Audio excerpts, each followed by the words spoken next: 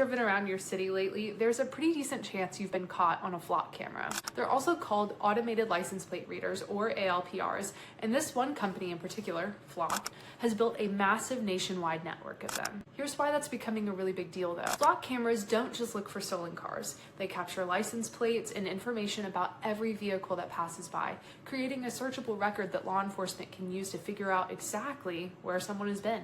And as the number of cameras has exploded, so too has the amount of data that these cameras create and the number of police agencies that can potentially access it.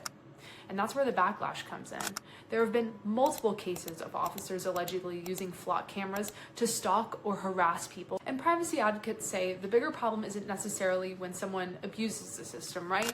But it's what happens when the system is working exactly as designed, tracking virtually everyone's movements, whether or not they're suspected of a crime. But now Flock is responding. The company announced new safeguards last week, including reducing its recommended data retention period from 30 days down to 7, requiring case numbers for searches, and making tools that flag suspicious searches mandatory.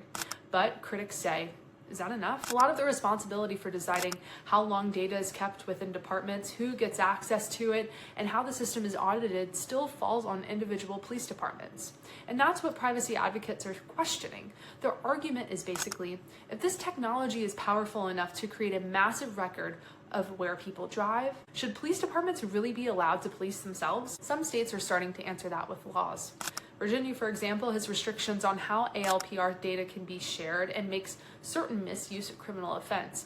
And that may be where this debate is headed, because this isn't really a fight over flock cameras anymore. It's becoming a much bigger question about how much surveillance we're comfortable with in everyday life, and who gets to decide where the limits are. Would you want an ALPR camera in your neighborhood? Tell me what you think. And don't forget to follow States Group for more state and local government technology news.